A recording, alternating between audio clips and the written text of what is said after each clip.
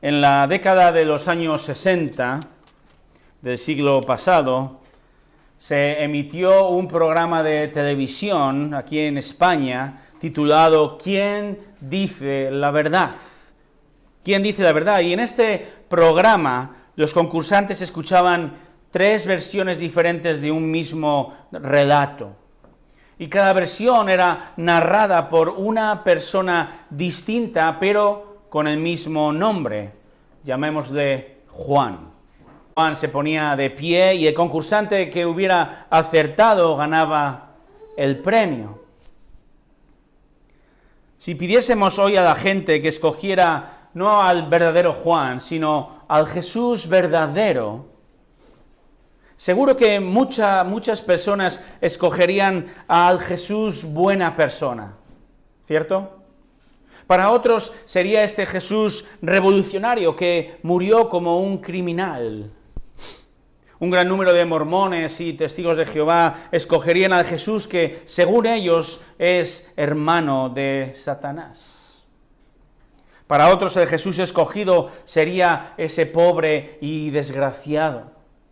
Numerosas personas optarían por el Jesús tolerante por el pecado, mientras que el Jesús corredentor con María sería el seleccionado para muchos religiosos católicos, ¿verdad?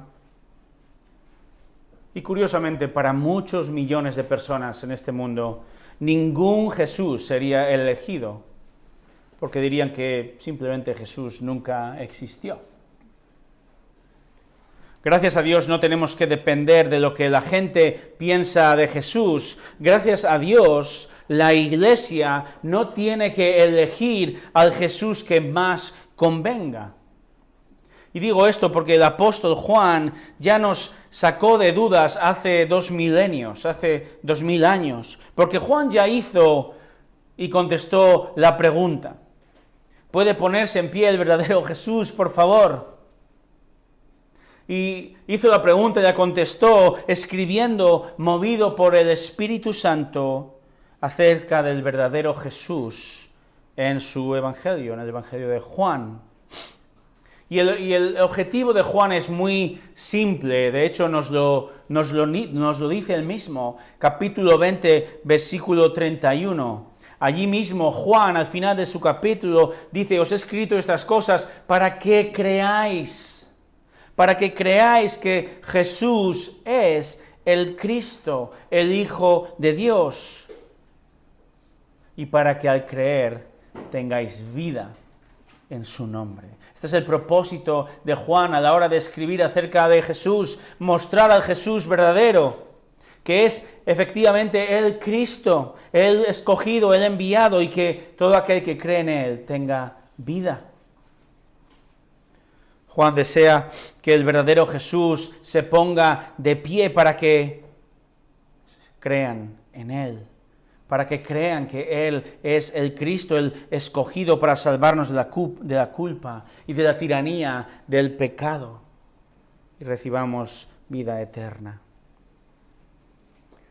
Y Juan comienza su evangelio con 5 versículos sublimes, ¿verdad? Los conocemos bien. ¿Qué dicen estos versículos? Fijaros, en el principio existía el Verbo, y el Verbo estaba con Dios, y el Verbo era Dios. Él estaba en el principio con Dios.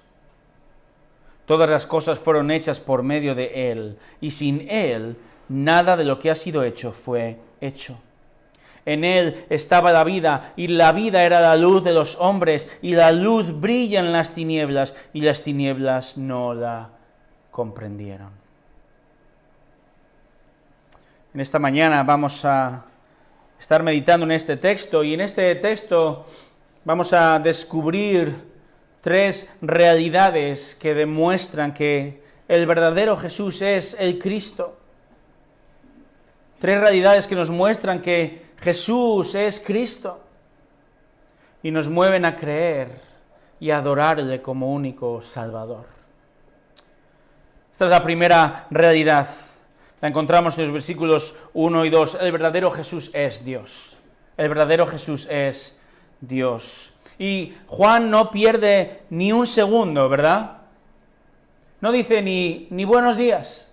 y pone toda la carne en el asador con estas primeras palabras, unas palabras que resonarían en los oídos y en las mentes de los destinatarios que recibieron este evangelio allá por la década de los 80, más o menos del primer siglo, unos 50 años después de la muerte, resurrección y ascensión del Señor Jesús. Y no puedo evitar pensar en el asombro de la gente al escuchar o al leer estas palabras. En el principio existía el Verbo, y el Verbo estaba con Dios, y el Verbo era Dios. Para nosotros, creyentes del siglo XXI, estas palabras ciertamente pueden sonar un poco misteriosas, si me permitís la expresión. Pero no para el contemporáneo de Juan, porque la mente de las personas que expuestas a esta frase en el siglo I, su mente viajaría a un lugar inmediatamente, al Antiguo Testamento, concretamente a este texto. En el principio creó Dios los cielos y la tierra. Génesis 1:1. Juan nos traslada al principio de la creación y dice, en este momento existía el Verbo. Y fijaros, porque no dice en el principio el Verbo existió, como si el Verbo comenzara a existir junto con el resto de la creación, no, sino dice, existía el Verbo. El Verbo ya existía en el principio. El lenguaje nos da a entender que el Verbo es eterno, que ha existido continuamente, que no tiene ni principio ni final. Ahora bien, una pregunta de observación, ¿verdad? Ahora que estamos observando. ¿Qué significa la expresión el verbo? Verbo. O traducida como la palabra también. Juan utiliza una palabra en griego que quizá hayáis oído alguna vez. La palabra es logos. Y lo curioso es que Juan no explica este término, porque de nuevo entiende que sus lectores tienen la suficiente comprensión para hacer una conexión fundamental. ¿Qué conexión es esta? Si la expresión en el principio traslada a los lectores al momento de la creación en Génesis 1:1, la expresión el verbo o la palabra les va a trasladar a Génesis 1, versículo 3. Este texto dice, y dijo, recalco, dijo Dios, sea luz, y hubo luz. Génesis 1:3 registra que Dios habló, pronunció palabras, que verbalizó. Dios habló y con el poder de su palabra creó la luz y el cielo y el mar y los animales y creó al ser humano con su palabra creadora. Génesis capítulo 1, de hecho, repite la expresión y dijo Dios 8 veces, en 8 ocasiones. Pero no solo en Génesis capítulo 1, sino que en todo el Antiguo Testamento encontramos numerosas ocasiones la expresión y dijo Dios, o habló Dios. Otras veces dice el texto, vino la palabra del Señor a... Reconocemos estas expresiones, ¿cierto? En todas estas ocasiones, lo que los escritores del Antiguo Testamento, movidos por el Espíritu Santo, querían expresar era, primero, querían expresar que Dios se estaba revelando, que se estaba dando a conocer al ser humano. Isaías 38:4, por ejemplo, vino la palabra del Señor a Isaías. Es decir, Dios comunicó su palabra a Isaías para revelar su voluntad en un momento específico, en el contexto de Israel. Y a veces, ¿verdad?, esta voluntad, esta revelación fue comunicada de manera audible. Otras veces en sueños, otras veces en visiones, como le ocurrió a Abraham en Génesis capítulo 15. Otras veces incluso leemos que la palabra del Señor se revela tanto de manera audible, que se oye, como de manera visual. Por ejemplo, la zarza ardiendo ante Moisés. Esto es lo que se conoce como una teofanía, una manifestación visible de la presencia de Dios. En otras ocasiones en el Antiguo Testamento leemos que Dios se reveló en forma humana. Así es, en forma humana. Por ejemplo, Génesis capítulo 18, este texto conocido donde leemos que Abraham está comiendo con el Señor. Esto es lo que se conoce como una preencarnación. Dios se revela de forma humana ya en el Antiguo Testamento. Entonces vemos como los escritores del Antiguo Testamento nos muestran que Dios ha usado su palabra para revelar su voluntad de manera audible y también visual, incluso corporal. Esto es lo que escriben los autores del Antiguo Testamento, pero también encontramos diversos versículos en el Antiguo Testamento donde leemos que Dios ha usado su palabra para crear. No solo Génesis 1:1, ¿verdad? Pero otros textos como el Salmo 33:6. Fijaros lo que dice: por la palabra del Señor fueron hechos los cielos y todo su ejército por el aliento de su boca. Creó por medio de su palabra. ¿Qué ocurre entonces ahora? Juan, conocedor de esta expresión, conocedor de la revelación en el Antiguo Testamento, toma esta conocida expresión del Antiguo Testamento, el verbo o la palabra, que alude a la expresión comunicadora y creadora de Dios, toma esta expresión y dice: en el principio existía el verbo. El verbo, la palabra, es eterna. Y hasta aquí creo que todos estamos de acuerdo y los destinatarios en ese momento estarían de acuerdo. Bien, el verbo, la palabra de Dios es eterna. Pero hermanos, ahora es donde viene una sorpresa mayúscula.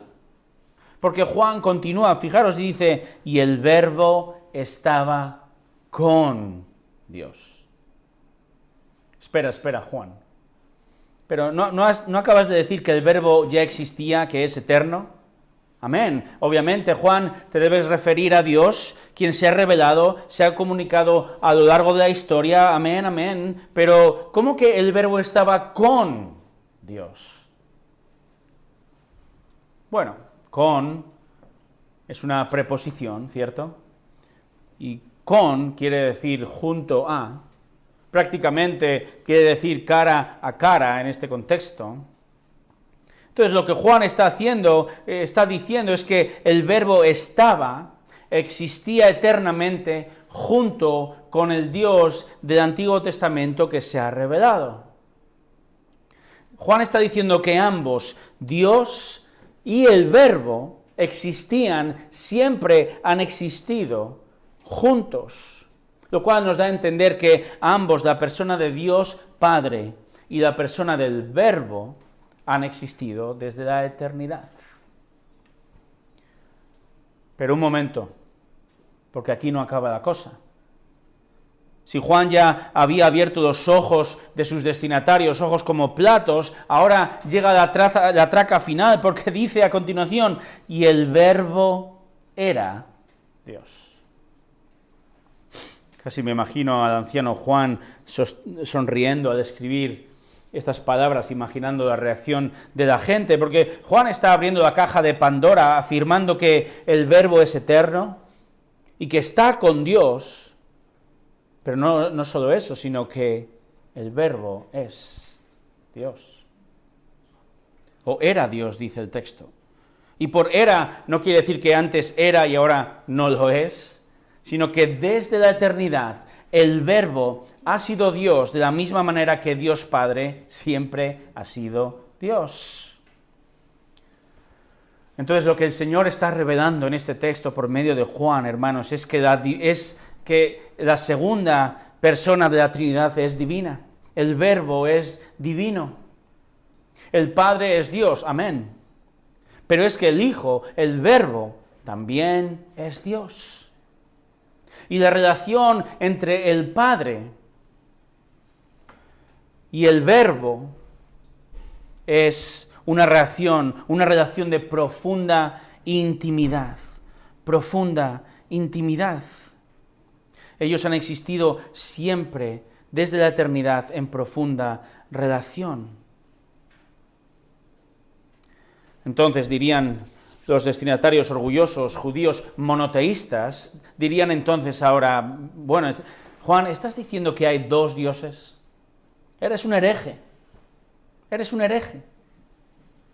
Y Juan dice, no, lo que estoy diciendo es que hay un solo Dios, no dos dioses. Pero lo que afirmo es que este Dios, quien es uno en esencia, es dos personas. De hecho, como bien sabéis, Juan más adelante va a revelar, o por el Espíritu Santo, o va a rizar el rizo, porque va a escribir que el Espíritu Santo, la tercera persona, también es Dios. El Padre es Dios, y el Verbo, la segunda persona de la Trinidad, es Dios. Está diciendo aquí Juan. Y esto ya se ha revelado en el Antiguo Testamento, como por ejemplo en el Salmo 2, con el Salmo 110. Pero es en el Nuevo Testamento, hermanos, donde el Señor revela y pone el foco específicamente en el Hijo encarnado, en Jesucristo. Por si no quedaba todo claro, el versículo 2, Juan vuelve a repetir, Él estaba, o éste estaba en el principio con Dios. Juan resume lo dicho con esta frase, es decir, el Verbo, aquel que podemos distinguir de Dios Padre, es igualmente eterno, estaba con Dios y es Dios. Juan está aquí excavando los cimientos de lo que va a ser el resto del Evangelio. Y hermanos, el cimiento más estable que jamás podría construir y sobre el cual descansa toda la verdad de la salvación del hombre está en este texto. Porque este texto nos dice que Jesucristo es Dios. No es un Dios, o no es que Jesucristo tenía ciertos aspectos divinos, tipo semidios de la mitología griega, sino que Jesús es Dios, es el Cristo, el Mesías prometido. Y hermanos, esta es una verdad absolutamente funcional y no negociable. Porque toda esencia, todo atributo de Dios Padre, podemos trasladarlo o decir lo mismo acerca del Hijo. Él es omnipotente, ambos son omnipotentes y omniscientes y buenos y perdonadores y juez y creadores infinitos, y ambos podemos decir que son el Salvador. Amén. Por cierto, no sé si os habéis dado cuenta, pero desde hace un rato os estoy haciendo un spoiler. Digo esto porque si fuera genuinamente literal con el texto, yo no podría deciros que el Verbo es Jesús, todavía. ¿Por qué? Porque Juan aún no ha dicho que el Verbo es Jesús. Se guarda este as en la manga en el versículo 14, fijaros, versículo 14, y el Verbo se hizo carne. Y el Verbo se hizo carne. Pero ahora, ¿verdad? Este texto, versículo 14, ya cobra un nuevo y maravilloso sentido con esta afirmación. El Verbo es eterno, el que siempre ha estado con Dios y es Dios, dice Juan, dirá, se hizo hombre. ¿No es increíble esto? Es increíble. Realmente se cumple lo que un erudito dijo una vez acerca del Evangelio de Juan. Dijo, el Evangelio de Juan es una piscina donde la cual un niño pequeño puede caminar y un elefante puede nadar. Un nuevo creyente puede entender las grandes verdades generales de este Evangelio, mientras que el mayor erudito de la historia no alcanzará jamás las profundidades de este texto. Y Juan está poniendo a Jesús en pie. Está poniendo el foco a Él. Y está diciendo, Él es el Salvador. Él es el Salvador. Él es verdaderamente el Cristo, el escogido de Dios desde la eternidad para salvar a su pueblo de sus pecados. Y nosotros, entonces, hoy, lo creemos y le adoramos por ello. Creemos que Jesús es Dios y por tanto le adoramos porque solo Él es digno de adoración. En el versículo 3, Juan continúa y nos muestra una segunda realidad de que el verdadero Jesús es el Cristo y que nos va a mover a creer en Él y a adorarle el resto de nuestra vida. Esta es la segunda verdad. El verdadero Jesús no solo es Dios, sino que además es, versículo 3, creador. El verdadero Jesús es creador. Esta segunda realidad está basada, fundamentada en la verdad que Juan acaba de revelar, movido por el Espíritu Santo. El Verbo es Dios. Y ahora, de manera natural, vamos a entender mejor que siendo Dios, el Verbo también es creador. Y con un lenguaje milimétrico, Juan continúa avanzando en su explicación. Y aunque, como digo, no dirá que el Verbo es Jesús hasta el versículo 14, y nosotros ya hemos tomado un atajo, ¿verdad? Pero fijaros lo que dice en el versículo 3. Todas las cosas fueron hechas por medio de Él. Paremos aquí. Porque Juan habla de Él, pronombre personal, ¿verdad? Él. Es decir, una persona en masculino. Juan está preparando el terreno para desvelar más allá en el versículo 14. Y aquí Juan de nuevo echa mano del Génesis para dar a entender que Dios Padre habló con su palabra poderosa y dijo: sea la luz, sean los animales, sean las plantas. Dios Padre habló y el Verbo fue el encargado de llevar a cabo lo que Padre expresó. El Verbo es el creador. ¿Recordáis las palabras de Pablo en Colosenses 1:16? Dice: en Él, en Jesús, fueron creadas todas las cosas, tanto en los cielos como en la tierra, visibles e invisibles, sean tronos, dominios, poderes, autoridades, todo ha sido creado por medio de Él y para Él. La segunda persona de la Trinidad creó todo de la nada. Él trajo todas las cosas, dice Juan, a existencia.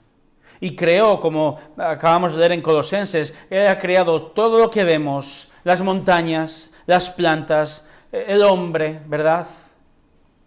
Las estrellas, los planetas, todo lo que vemos lo ha creado, pero también todo aquello que no vemos, como el ADN, las proteínas o los ángeles. Él lo ha creado todo. El Verbo es el poderoso agente creador, nunca creado, siempre eterno, pero creador. Y Él es digno de nuestra adoración. Y Juan lo que está haciendo es enfatizar la obra del Verbo, de la segunda persona Trinidad aquí, porque se está centrando en Cristo. Aunque probablemente estés pensando, bueno, yo he aprendido, y he aprendido bien, cómo la palabra de Dios nos revela que el Padre es creador. De hecho, toda la Trinidad, podemos decir, la Trinidad al completo ha actuado en armonía en la creación. Y a nuestra mente limitada le cuesta comprender que la Biblia afirme que Dios Padre es creador, que el Hijo es creador, incluso afirma que el Espíritu Santo es mencionado como creador.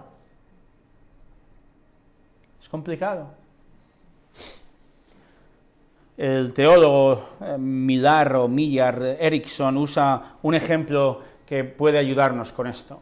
Y él pone un ejemplo de la construcción de una casa. Y podemos hacernos la pregunta, ¿quién hace la casa? Porque en un sentido, el arquitecto diseña la casa, diseña los planos, ¿verdad? La idea. Mientras que el constructor lleva a cabo el plan de la casa, aunque son los albañiles realmente los que manchan sus manos para construir la vivienda. Y aún los dueños de la casa pueden decir, nos hicimos una casa, ¿verdad? El punto es que cada una de estas personas es el causante de que la casa haya sido construida. Y esto es un poco lo que está pasando aquí. El Dios Trino, Padre, Hijo, Espíritu Santo, es creador, cada uno de ellos actuando en armonía y creando todo desde la nada. Y Juan lo que está haciendo aquí es poner el enfoque en el Verbo, la segunda persona de la Trinidad. Por eso es lo que dice ahora en el versículo 3, dice, y sin Él, sin el Verbo, nada de lo que ha sido hecho fue hecho. Es decir, sin la obra creadora del Verbo, ni una sola cosa habría venido a existencia. Es más, sin el Verbo, nada continuaría existiendo hoy. Porque el Señor, la segunda persona de la Trinidad, no solo creó, sino como afirma Hebreos capítulo 1, versículo 3, dice, Él sostiene, sustenta todas las cosas con la palabra de su poder.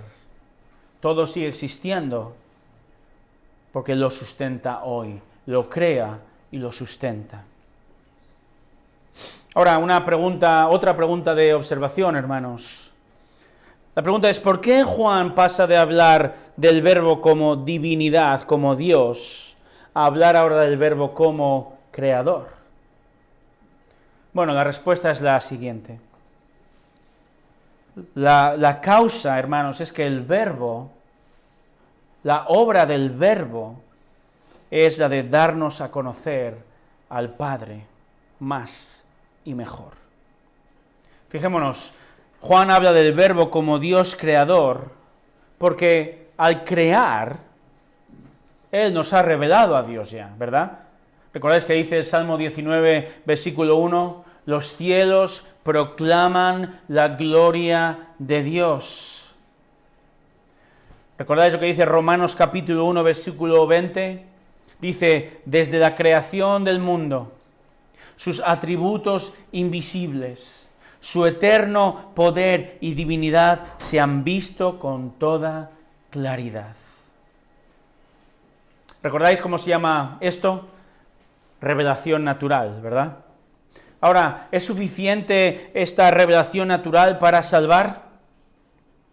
No, la revelación de Dios por medio de la creación es limitada, no salva. La revelación natural es suficiente para condenar al hombre, pues el hombre mira, disfruta, se admira incluso con la creación, pero en su pecado rechaza al Creador para adorar a la criatura. Por eso dice Pablo en Romanos 1:20 que no tienen excusa, porque el hombre es ahora, porque en su amor por la humanidad, para con el hombre, el Verbo se humilló y vino a este mundo, vino a su creación que le rechaza, y vino ¿para qué? Para mostrarnos, para apuntarnos al Padre, para revelarnos de manera definitiva al Padre. ¿Cómo hizo esto Jesús? Por medio del Evangelio. El Evangelio de Cristo vino, que Él trajo, que Él publicó, lo hizo para proclamarlo y nos revela claramente, mucho más que la creación, nos revela el carácter y los atributos y su deseo de salvar al hombre, un hombre que le rechaza por medio del plan que llevó al Verbo hecho hombre a la cruz. Por eso Juan pasa de hablar del Verbo como Dios al Verbo como creador.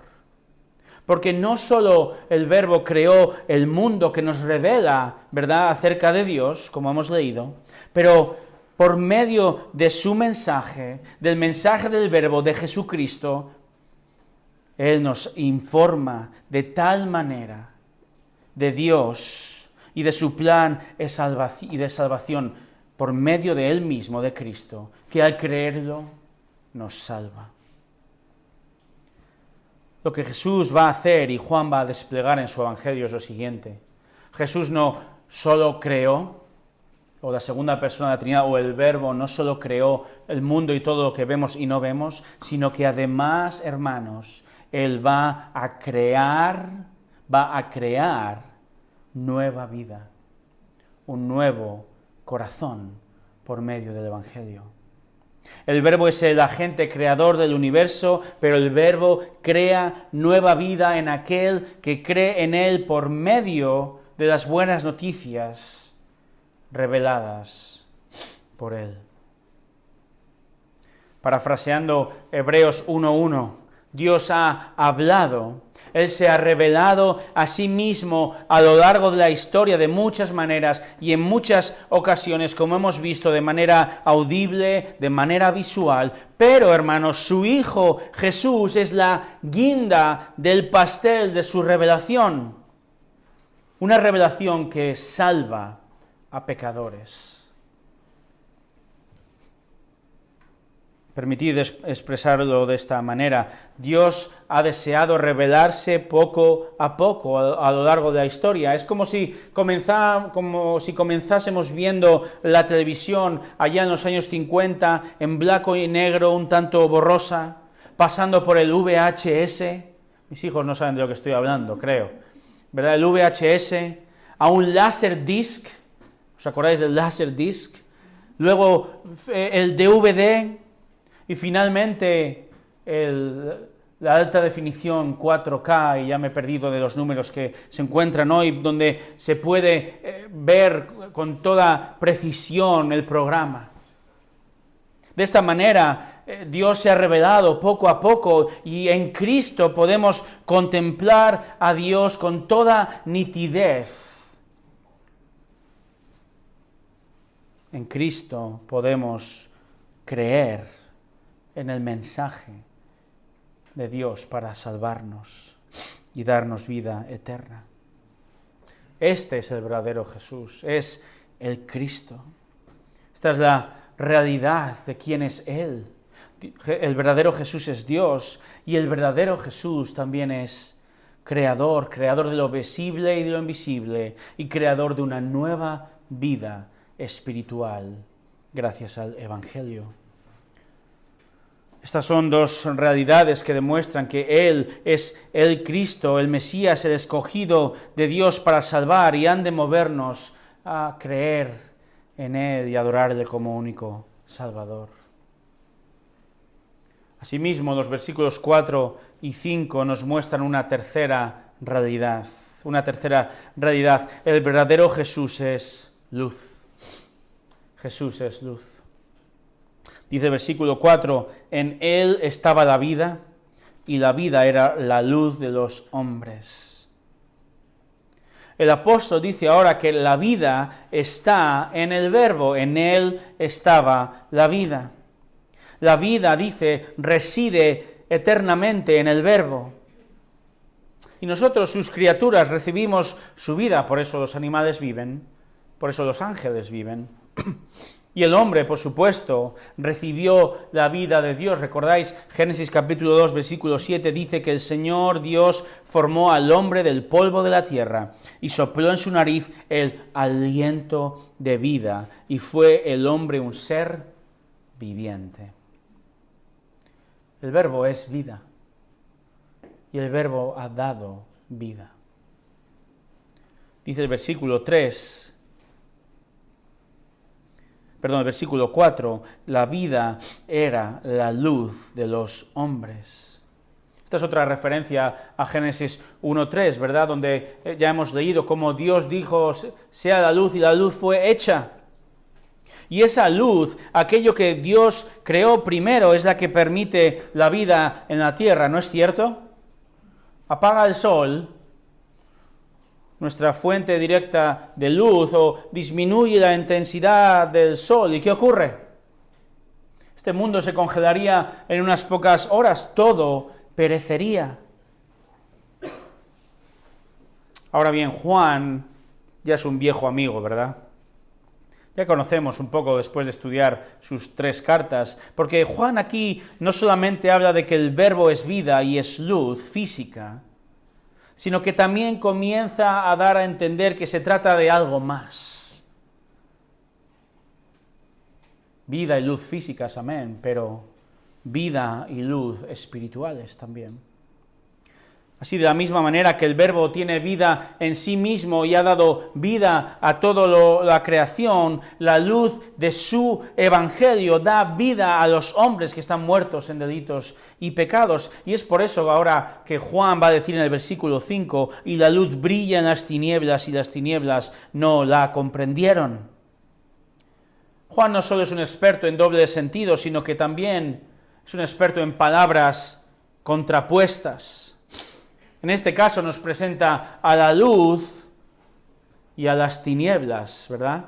Una contraposición. Ahora bien, Juan no las pone al mismo nivel, sino que dice que la luz, quien es el Verbo, con su poder y su bondad y su verdad, dice que la luz brilla. Brilla. Este es, por cierto, el primer tiempo verbal presente, en este evangelio. Dice que brilla continuamente en las tinieblas. ¿Qué son las tinieblas, aparte de la oscuridad física? En este contexto, Juan nos habla de tinieblas como ese poder satánico, pecaminoso, maligno, que se opone a Dios y que nubla el entendimiento de los hombres para ver a Dios verdadero. Juan dice, segunda parte del versículo 5, o mejor traducido, pero las tinieblas no la comprendieron. Esta palabra comprendieron puede traducirse de diferentes maneras, según el contexto, pero el sentido que aquí Juan quiere indicar es que las tinieblas no han prevalecido contra la luz. Es decir, las tinieblas no podrán jamás vencer a la luz. Apaga una habitación y enciende una simple cerilla, ¿verdad?, en un lugar oscuro, y su luz aún tenue romperá las tinieblas. Satanás y el pecado nunca vencerán jamás a Dios. Y es curioso porque las tinieblas comprenden perfectamente quién es Jesús, ¿verdad? Satanás sabe muy bien quién es Jesús. Satanás sabe que Jesús es Dios. De hecho, la cristología de Satanás es fantástica, es muchísimo mejor que la tuya y la mía. Pero, hermanos, en su tremendo pecado y en su maldad, esto le ha llevado desde el comienzo de la historia a poner toda la carne en el asador para mantener al hombre muerto y cautivo bajo su dominio, el dominio de las tinieblas. Para mantener al hombre apartado de Dios, mantenerle condenado. Y sabemos cómo fue en el principio, ¿verdad? Que esta perfecta comunión de Adán y Eva con Dios fue rota a causa de la caída. Y desde entonces, desde ese momento, no solo el hombre ha entenebrecido su corazón y en su pecado ha rechazado a Dios, sino que además ha sido arengado, animado y sigue siendo animado por Satanás, el príncipe de este mundo. Y desde ese momento, allá en Génesis, podemos leer desde Génesis 3 y por todo el Antiguo Testamento cómo ha existido una lucha feroz y constante entre la simiente de la mujer y la simiente de la serpiente. Es decir, entre los hijos de Dios y los hijos de Satanás, del diablo. Y leemos cómo Caín, hijo del diablo, de las tinieblas, mató a Abel, el representante de la luz de Dios. Como Cam pecó contra su padre Noé. Leemos cómo Ismael se burló de Isaac y cómo Esaú quiso matar a Jacob. Leemos cómo José o los hermanos de José quisieron acabar con su vida. Leemos cómo los pueblos de Canaán lucharon contra Israel. Leemos cómo Saúl quiso matar repetidas ocasiones a David. Vemos a Nabucodonosor contra Daniel, leemos de los israelitas impíos contra los israelitas piadosos y vemos entonces ya en el Nuevo Testamento a los hombres contra Cristo en su primera venida. Pero también leemos en el Nuevo Testamento de su segunda venida. ¿No es increíble que cuando Cristo venga y reine en toda la extensión de su gloria, aún en ese momento, las tinieblas, el hombre con su pecado cargará toda su furia contra el Señor Jesús y sus salvos, aún en ese momento? Y es posible que parezca que a lo largo de la historia, aun si miramos hoy en día a nuestro alrededor, es posible que parezca que las tinieblas prevalecen. Parece que las tinieblas logran extinguir la luz de Cristo. Pero es aquí, hermanos, donde reside la maravilla del poder y las promesas y de la misericordia y la salvación que Dios nos ofrece en el Hijo y en su Evangelio. A nosotros, quienes vivíamos en tinieblas, cautivos del pecado, sin entender a Dios, sin querer entender a Dios, vivíamos absolutamente ciegos. Pero Dios, que dijo que de las tinieblas resplandeciera la luz, es el que ha resplandecido en nuestros corazones para iluminación del conocimiento de la gloria de Dios en la faz de Cristo. 2 Corintios 4:6. El Verbo, entonces, se hizo hombre para mostrarnos al Padre y la gloria del Padre. El Verbo se hizo hombre para vencer con su muerte el poder del pecado y de la muerte. Y entonces es gracias a su poder y su victoria, hermanos, que no hay nadie, que no existe ni una sola persona en la historia de la humanidad a la que Dios haya decretado salvar. No existe nadie que Dios haya decretado salvar y se pierda. Nadie. Ni una sola persona. Es por esto que Jesús va a decir en Juan capítulo 6, versículo 39, y esta es la voluntad del que me envió, es decir, la voluntad de Dios Padre, que de todo lo que Él me ha dado, yo no pierda nada, sino que lo resucite en el día final. Esto es un tremendo testimonio de que las tinieblas ni han vencido, ni vencen, ni vencerán jamás. Y si esto es así, hermanos, que es así, ¿por qué entonces la gente quiere estar del lado de los perdedores? ¿Por qué? ¿Por qué la gente decide vivir todavía en tinieblas, sea de forma consciente o inconsciente? La respuesta es que el poder del pecado es grande. No subestimemos el pecado. El poder del pecado es grande y la gente escoge rechazar a Dios. Y Dios, en su juicio justo, permite que la gente viva en condenación. Pero al mismo tiempo, hermanos, y de nuevo, la maravilla del Evangelio, es porque, por tanto, aprendemos que el Verbo, el Dios Creador y la luz, ofrece misericordia y salvación a un grupo de estas personas que están perdidas. El Evangelio nos dice que Él se hizo hombre para morir en la cruz por los pecados de su pueblo. Y el Verbo, Dios, llama a la gente, a las personas, te llama a ti en esta mañana, si no eres salvo, a arrepentirte de tu pecado y a desechar una vida de tinieblas y venir al entendimiento y al gozo de una vida eterna con Él en la luz. El Señor llama a que comprendamos que somos enemigos de la luz, enemigos de Dios, pero que aún existe posibilidad de ser salvo de su ira y condenaciones justas, o condenación justa. El Señor te llama a todo hombre a creer en Jesucristo, el Dios Salvador para el perdón de sus pecados.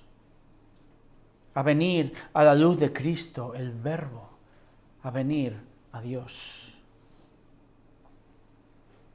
No queremos, hermanos, ¿verdad?, que nadie sea atraído por una luz falsa que lleva a la condenación. Hay luces en este mundo, muchas luces atrayentes, muchas luces apetecibles, muchas luces falsas que condenan. Estaba leyendo cómo a 3 horas al sur de la ciudad de Sydney, en Australia, encontramos un lugar, una bahía, la bahía de Jervis. Y este lugar se hizo famoso en el siglo XIX porque sus constructores se centraron más en la facilidad de la construcción de un faro que de ayudar realmente a los barcos. El caso es que a pesar de las deficiencias se autorizó la construcción y la apertura de este faro en el siglo XIX. ¿Pero qué ocurrió? Que durante las siguientes 4 décadas el faro en este lugar erróneo fue responsable de una gran cantidad de naufragios. De hecho, este faro es conocido en la zona como el faro que hizo naufragar más barcos de los que salvó. Incluso después de ser cerrado, el faro continuó causando problemas de navegación, especialmente en las noches de luna llena, puesto que la torre estaba construida con una piedra blanca que brillaba, reflejaba la luz de la luna en la oscuridad. Y esta historia, hermanos, ilustra lo que las tinieblas intentan hacer desde el principio. Desde el principio, las tinieblas con Satanás a la cabeza se han valido de usar la mentira y de torcer la verdad, vistiéndola de manera apetecible y jugosa para que miles de millones de personas naufraguen espiritualmente, persiguiendo una luz falsa que solo hace que condenar eternamente. Y las tinieblas tuercen la verdad, mostrando una luz que quizá dice que Jesús es una gran persona, ¿verdad? Incluso que Jesús es poderoso, pero no es el Dios digno de adoración. Las tinieblas tuercen la verdad mostrando a un creador llamado casualidad, llamado tiempo, llamado evolución, que hace en última instancia que se adore a la criatura y no al Creador. Las tinieblas tuercen la verdad mostrando una luz salvadora en forma de éxito, o comodidad, o ignorancia, o superstición, o en forma de religiosidad, o por incluso la proclamación de un falso evangelio en muchas iglesias. Por eso, hermanos, es fundamental que conozcamos al verdadero Jesús de las páginas de nuestra Biblia. El teólogo R.C. Sproul, hace unos pocos años partió con el Señor, escribió lo siguiente en un pequeño librito, un librito cuyo capítulo primero, por cierto, da título a mi predicación, no soy tan listo. Precisamente el primer capítulo se titula ¿Puede el verdadero Jesús ponerse de pie, por favor? Y este autor dice lo siguiente acerca de la necesidad de conocer al verdadero Jesús. Fijaros, dice, necesitamos a Cristo, el verdadero Cristo. Porque un Cristo nacido de vanas especulaciones o creado para encajar en el modelo del mundo, sencillamente no es el Jesús verdadero. O un Cristo reciclado, un Cristo producto de la transigencia, no puede salvar a nadie. O un Cristo deslucido, carente de poder, despojado de su gloria, reducido a un mero símbolo, no es Cristo, sino un anticristo. Hermanos, necesitamos entender urgentemente lo que Juan nos dice en este Evangelio. Y Juan está diciendo, puede ponerse de pie el verdadero Jesús, por favor. Y Juan va a poner el foco en Jesús y va a escribir acerca del verdadero Jesús, comenzando con estos 5 gloriosos versículos que muestran que Él es el Verbo, es Dios, y que Él es el Verbo creador. Y que Él es el Verbo que es luz, dador de vida física y también de vida espiritual a todo aquel que cree. Juan nos presenta al verdadero Jesús, no a aquel que los hombres piensan que es, sino al verdadero, al único capaz de salvar, al único capaz de glorificar, santificar y glorificar a su pueblo, al único que nos guía a buen puerto, al único que salva, porque Él, este Jesús, es el Cristo, el Mesías prometido en el Antiguo Testamento, aquel del que Isaías profetizó que nacería de una virgen en Belén, del que se anunció que sería Dios mismo, aquel que el Antiguo Testamento dice que sería traicionado y que sufriría la muerte cruel, traspasado en una cruz para cargar con todo nuestro pecado.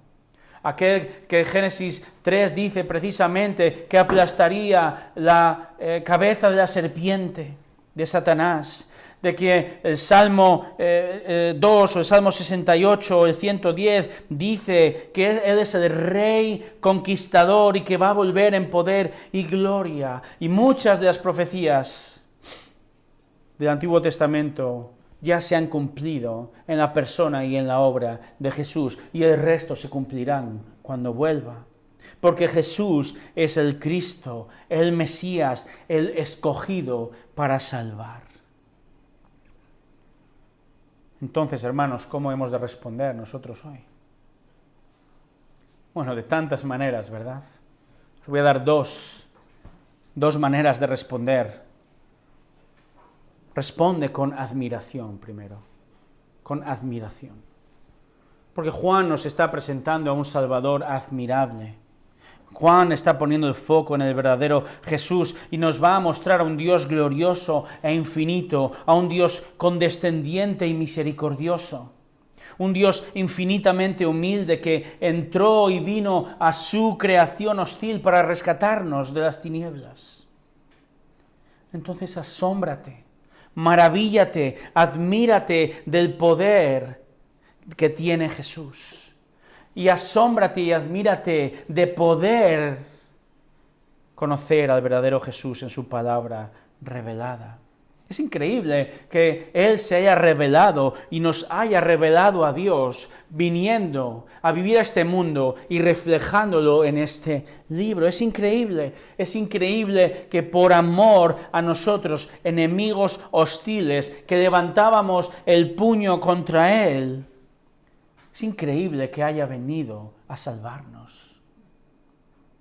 Admírate de su rescate para contigo, que vivías aprisionado y ciego y en una cárcel de tinieblas poderosas y pecado.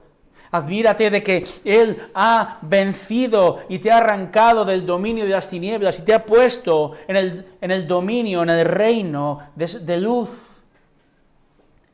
Admira a Cristo y que tu admiración te mueva a responder también, en número 2, con adoración. Una verdadera adoración.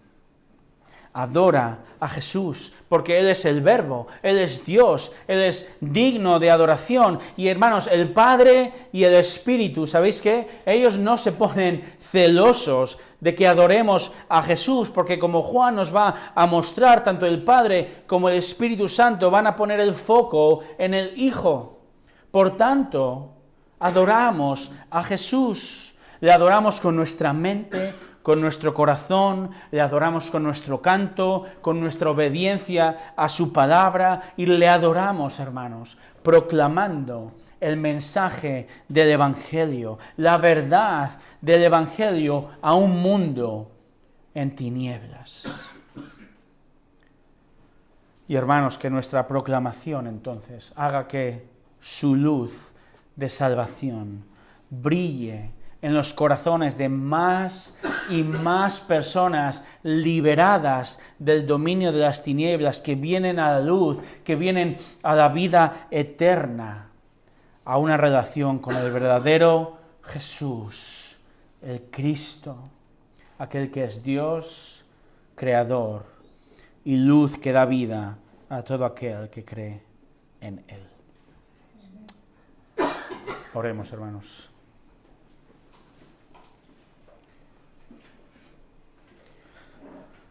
Señor, tú eres el Verbo eternal, creador de todo.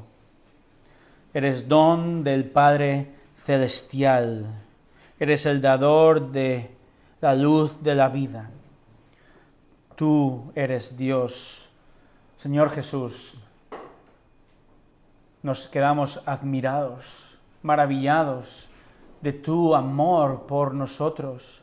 Como en obediencia al Padre que nos amó, tú viniste a este mundo humilde en forma de siervo y serviste a los siervos, enemigos hostiles tuyos, y moriste en la cruz terrible, una muerte terrible, pero con el propósito, Señor, de haber dado a conocer a Dios Padre por medio del Evangelio.